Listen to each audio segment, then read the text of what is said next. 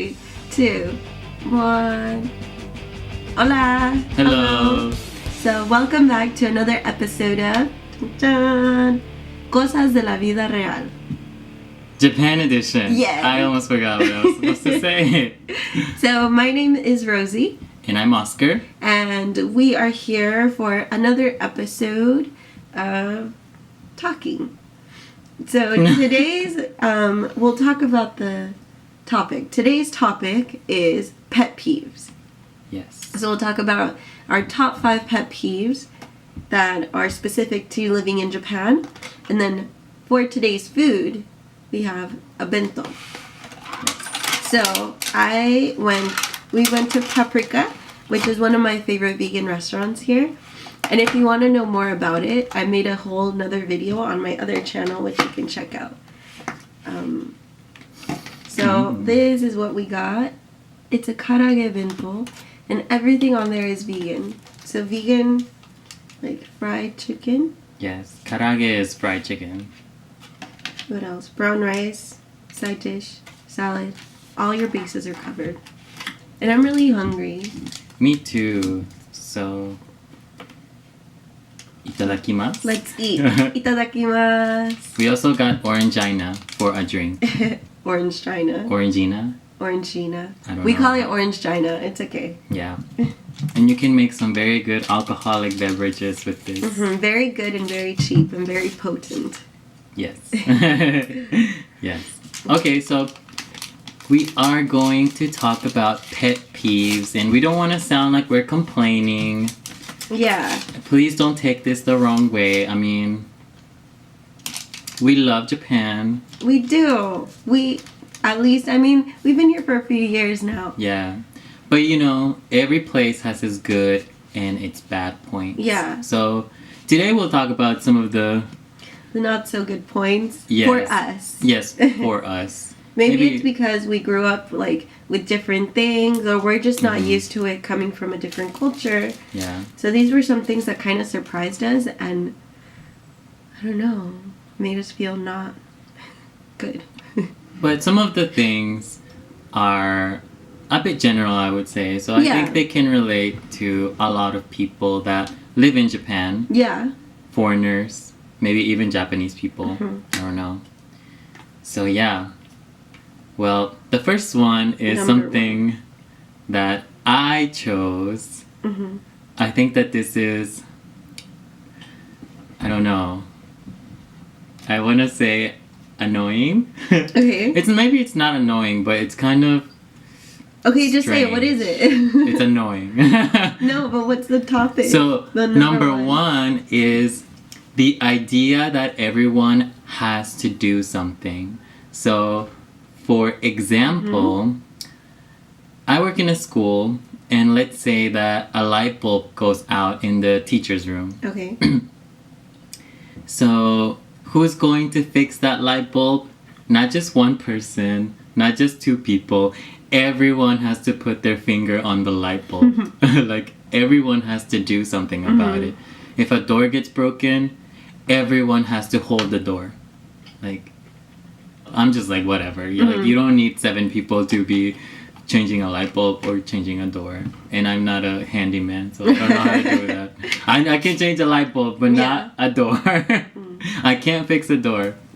But yeah, I think that's like frustrating, because then you have to get up and you have to try to help, even though you might not be help at all, and you're just like slowing everything down.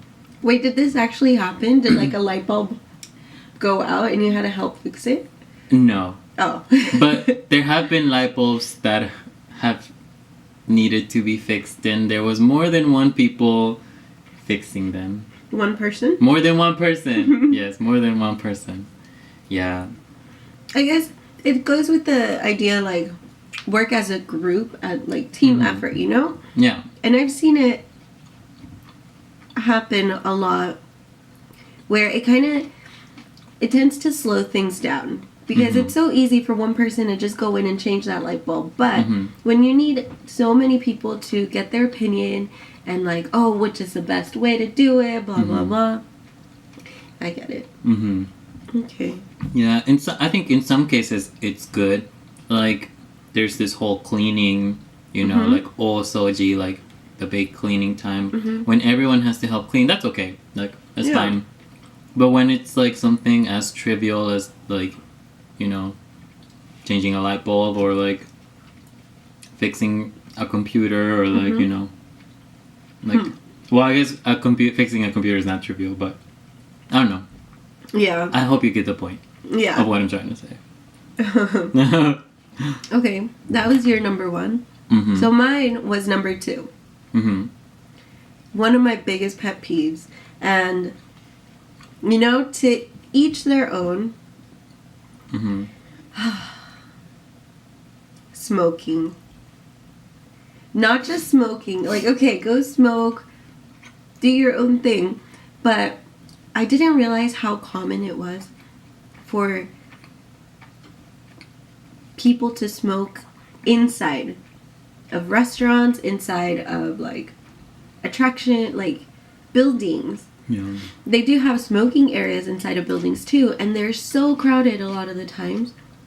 But then you see people, not just guys, girls, smoking in front of babies. Like, they have their baby and there they are puffing away. It's one of my biggest pet peeves. Yeah, smoking is so terrible. And like, when you go to a restaurant, even the non-smoking area smells like smoke because it's so strong. Like, they'll ask you when you go in, oh, do you want to sit in the smoking or non-smoking section? Yeah. So they still have different sections for people. And then you come out of there smelling like cigarettes. It's pretty disgusting. Like, you just jumped in a pool of cigarettes, like an ashtray. Yeah. But the worst part, so if you guys ever go clubbing here,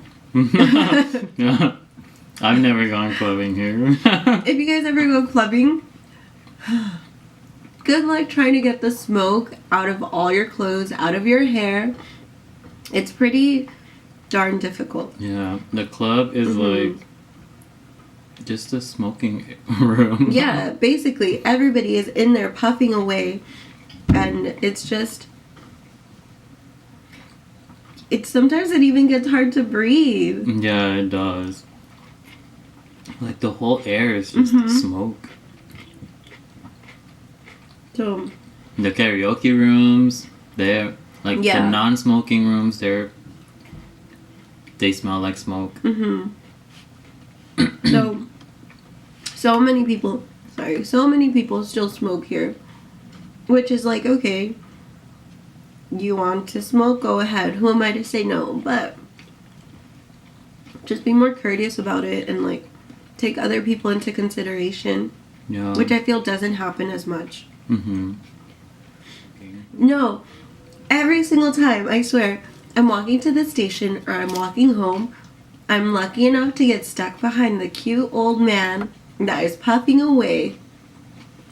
And he's walking in front of me. So there he is walking and like blowing the smoke directly into my face. And I'm trying to, maneuver my way past him. But he is making sure that I can't like walk in front of him. So I'm stuck there. Inhale, like covering my mouth to try not to smell it. But it's... Oh, it's so terrible. Yeah. All right. That's my number 2. That's number 2. Number 3 is something that we both chose. Rosie, you don't look American. What? So they say. So when you live here, the top questions you get asked is, oh, what's your name? Where are you from? How long have you been here? So where are you from is always a difficult question for me because I always say, oh, I'm from America. Oh, cool. Where in America? California. Oh, nice. But you don't look American. Yeah. I'm like, I'm sorry, what does American look like? I'm if anything, I look more American because America is a melting pot. Yeah. But We are America. and then Yeah. It's pretty difficult for me also because I wasn't actually born in America, but I moved to America when I was young. So, and I became an American citizen. So, I'm American. Like, I just feel American. I'm more connected to my American side. I listened to Britney Spears once. But, yeah. But I get that a lot. Also, like, oh, where are you from? You don't look American. I also had this kid recently say, where are you from? And I was like, oh, America. And he's like, oh, I thought all Americans had blue eyes. I wish I had blue eyes. Contact lenses. But, I mean, I just get annoyed when you have to ask me where I'm from and then you don't accept my answer. And then as soon as I tell you, oh, my family's from Mexico. Ah, there it is. You're Mexican. Oh, yeah. But I was born in California. Oh. What? So you speak English? Yeah. It's really... I got it a lot in the smaller towns. Like, not so much here in Osaka, but when I was living in Nara, a lot of the times people would ask me, like, no, but seriously, where are you from? Oh. And then at school, as soon as I told them that a lot of my family's still in Mexico, they automatically assumed, like, stopped referring to me as American. And when they would introduce me to other people, they'd be like, oh, this is Rosa Sensei, and she's Mexican. And I'm like, okay, like, yeah, but I'm American. And then one time during the Enkais, which is like the drinking parties you have at school, one teacher is like, oh, Rosa, you're Mexican, right? And I'm like, yeah. Oh, you like tequila? No? And then he started singing the tequila song to me. I was like, oh, it's it's a just tequila song. Tequila. Oh. Yeah. He just kept singing that song to me. And it was just a slippery slope from there. From that one question, like, oh, it was very cringy. where are you from? Yeah. Cringeworthy. Yeah. Not fun. Yeah. But it does happen a lot. Yeah. It's really difficult trying to explain your family background or, you know, things like that. Because, you know, here everyone is Japanese. Yeah. They're born in Japan. Well, not everyone. Not so much. Yes. Most people would be under that category, but I feel like it's good that we're here and that we represent a different ethnicity. Because, like, it makes people realize, hey, the world is broad. The world is different. People look different. Yeah. I think we're a little more racially ambiguous in Japan than we would be in America. Because I have also had, like, or other foreigners come up to me and, like, speak to me in other languages. And I'm like, I don't know what you're saying. I do get asked, like, if I'm Indian a lot. I get that a lot. I get asked if I'm Filipino a lot.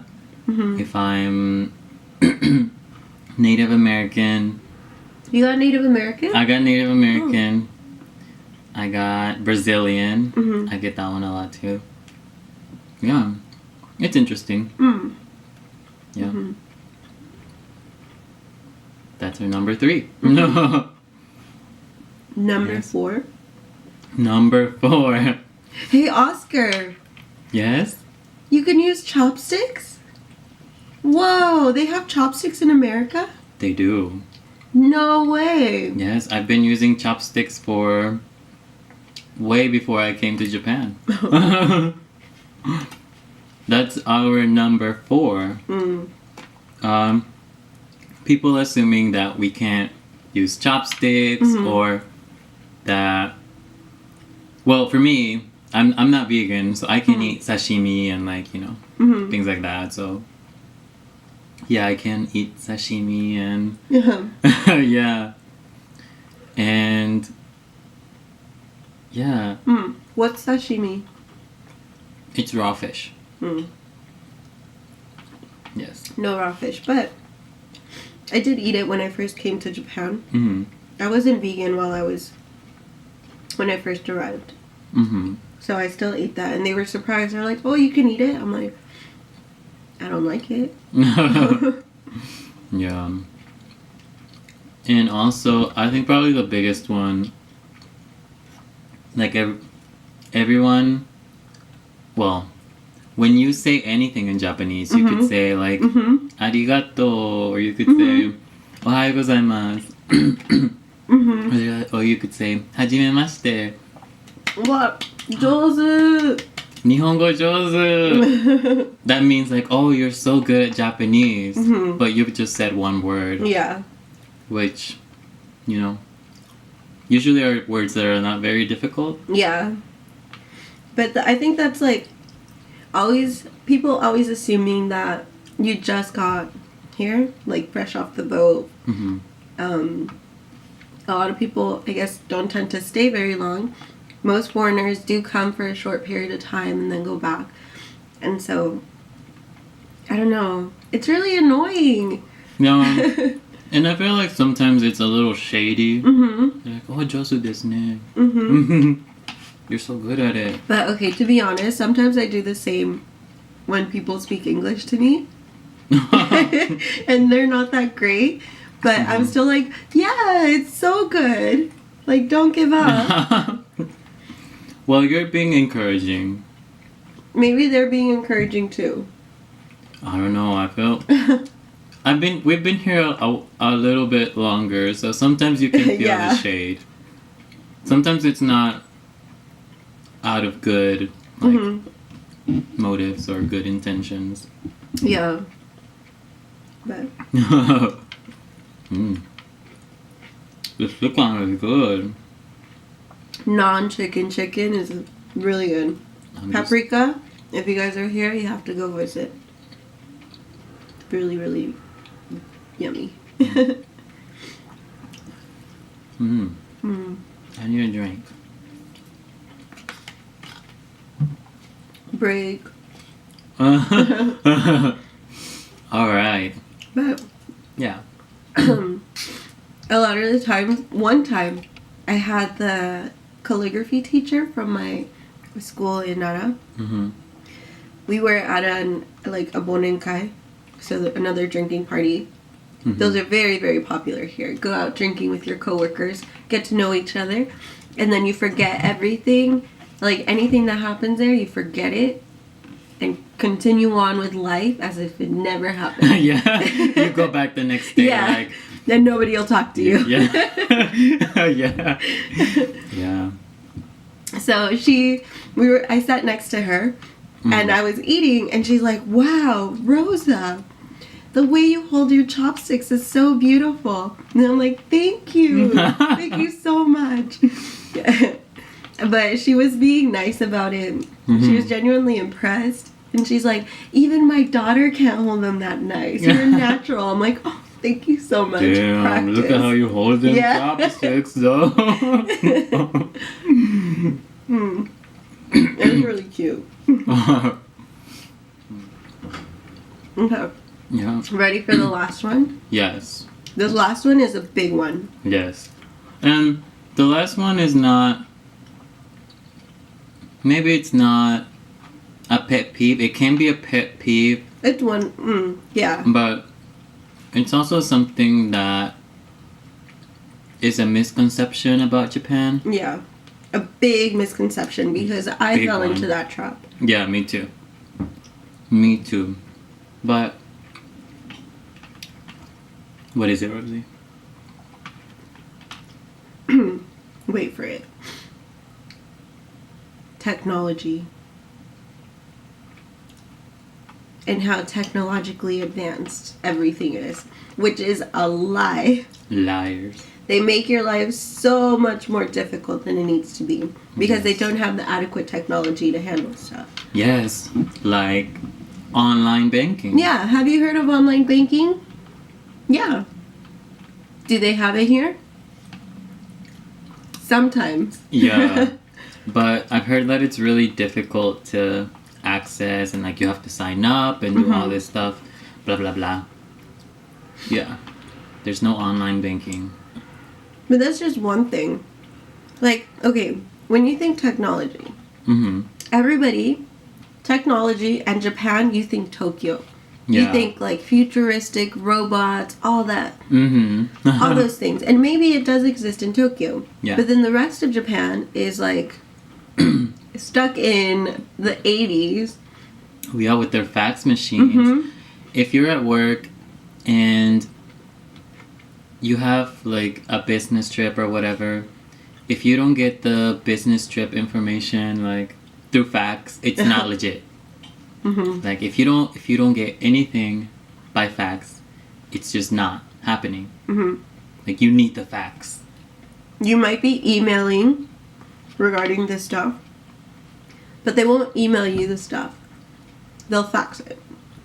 Yeah, which is very inconvenient because if you just scan things and like sent them through email, that would be so much faster. Yeah. Or what's another one? Oh, this one, like, I guess it doesn't really go with technology. Or does it? What is it? Like, this goes back to the banks and how inconvenient they are. You can't just sign anything. You have to use your, like, stamp. Oh, yeah. Because the forms are so strict. Yeah, everyone in Japan has like a little inkan Signature a stamp. Yeah. And you have to stamp like official forms with it. You need it. You really need it. You really need it. This one time, I learned my lesson so many times. More than I need to. But I had to submit my direct deposit form for my house payment. And because my bank is a Kyoto bank, they don't really have a branch here in Osaka, but I didn't want to go all the way to Kyoto. I found one near me in Hirakata. And so I went, I took the train. It took maybe like 20 minutes on the train, which is nothing. But then I had to walk another 10 minutes. And this was the day that I got really sick. So I was like huffing and puffing. I didn't realize I was really sick at the time. But I get there and I give them all my stuff and they're like, yeah, perfect. Let's get it ready. And then they're like, do you have your inkan? And I was like, no. No, I don't. Oh, I'm sorry, but we can't do anything without your inkan. And I'm like, I literally just came here for nothing. She's like, I'm so sorry. They were very nice about it, but I was so pissed off. I was like, can't I just sign my name? I have my ID. Just let me sign. And she's like, no, we need your inkan. I'm like, oh my goodness. And it just so happened that I couldn't go back because I had to take a trip out to Tokyo. And so that meant that I couldn't pay my rent on time because I couldn't submit the papers on time because I didn't have my inkan. Very frustrating. That sucks. I know. Sorry, that was like a diagram. You took it somewhere. Completely separate from technology. Again, if we had technology. If we had technology. Yeah. Yeah. What's another thing? I think people always get surprised at how many things I order online through Amazon. Yeah. Because it's so much faster. Yeah. Than like going to the store and like, I don't know. Some things you can't really find in the store, like specific things. I can't give you an example right now, but like, do you not have just one? That, but sometimes I want to pay by card, And the store doesn't have a credit card option. Oh, right. And then I'm just like, okay, well, I guess I'll buy it online. Or we don't have, what do you call, like, your checking account in America? You can use your card to pay for stuff. Right. So it takes it out of your bank account. No, it's not a credit card or anything like that. It's just a checking. We don't have that here. They do have it. They do. My bank has it. Your bank has it. So your card is like, you can use it as a credit card? I think so. I've never tried it. Does it have like a Visa or MasterCard stamp on it? No, then you can't. No, but they told me I could. If it doesn't have a Visa or MasterCard, it won't count. Because then you can't click it on the thing. I'm going to try it one day. Online? No, like when I go to the store. I'm going to try it. That, yes. But like online, oh, no. You can't buy anything with your checking account online. Oh, no. No, I don't think so. So, yeah, like, what I do is my phone company actually gave me a card where, like, you can accumulate points and then buy stuff off of it. But it has, like, the MasterCard logo on it. So I can use it as a MasterCard. And it's a prepaid card, so I can take money from my checking account, deposit it into that card, and then use that card to pay. And not use any credit cards. That reminded me of, like, having to wire money. Wiring money in Japan is very common. Like, you know, in the US, you could just transfer your funds online or pay online, but it's not so common in Japan, I think. Yeah. I was also going to say, like, making reservations online, I don't think is very common still. I feel like you have to call a lot. Yeah. I used to get anxiety when I had to call to make reservations. Me too. Not so much anymore. Because you have to call. Yeah, because I'm the one that has to call. Yeah. And I'm like, I don't know Japanese, okay. But let's do it. It's always very nerve-wracking. It's like you have to work yourself up. And then you're like, okay, I'm going to call right now. Well, this is me. Maybe it's just me. I think it's just you. Oh my god, I have to call. Wait, no, 5 more minutes. Wait, 5 more minutes. And then you're calling. And you're hoping they don't answer. Please don't answer. Yeah. That one's fun. Okay. I'm going to do one last one. Oh, you have one? One last one. What is it? Trains. My biggest pet peeve on the train is when other people are speaking really, really loud. Really? Yeah. Or, like, because the trains are so quiet. Kansai is, like, a little more lenient. Yeah. But I ride the train a lot. And I'm sitting there, and I just want to eat, like, I'm hungry. I'm getting home at, like, 8. You know, I'm on the train at... So the camera caught off. And, yeah. Right in the middle. We were both kind of like, oh. Oh. Yes. So, yeah, like, it's so quiet, and everybody will stare at you. And you're munching on your chip. Yeah, and I'm munching on my chip. Or I'm like, you know, I'm drinking a juice, and you get to the end, and you kind of start... Oh, yeah. And then everybody is looking at me, and I feel the judgment, especially from the older ladies. They look at me in disgust, and I'm like, I'm so sorry, but I'm really hungry. Okay, but actually, a pet peeve of mine is people eating on the train. Like, maybe not like I don't know, a chip is so loud. No. It's so no. Most of the time, it's not a chip. It's like a granola bar or something. That's okay. Like, an onigiri is okay. Yeah. But, like, when people bring really stinky food on the train. Yeah. Oh my. I'm like, get out of here with that. This one time, this guy popped out his curry. Oh, his curry so on the smelly. Train. I mean, curry is delicious, but it's so smelly. Oh my gosh. Yeah. But I thought it was funny because, you know, a lot of the time we as foreigners get bashed on for eating on the train. Eating on the train. And, you know, speaking loudly. Not eating on the train is not like an official rule. It's like a social rule. Yeah. But So most you of the can. time, You the people can. that are eating in there are the high school kids. They And, are like, the always younger eating. kids. Yeah. Let's talk about eating on the train. This one time, I feel like I have a story for everything. Okay. This one time, it was, I was going to an Enkai. Here's another Enkai story. No, but we all the teachers got on the train and we took it up to the Enkai because obviously you can't drive after drinking. So everybody plans ahead, takes the train. So there we are sitting, and across from us are these high school girls that come in, and they seem to be in a club of some sorts. And one girl, they just stopped at the Konbini. They had a bag of goodies. She just goes all out, and the whole, like, this is a 30-minute train ride. For those 30 minutes, she was eating. Like, Dang. Okay. She was eating an onigiri. And then popped out, like they have chicken, popped that out, started eating it. Moved on to the next thing, which was like a fruit, like sandwich or whatever. Popped out.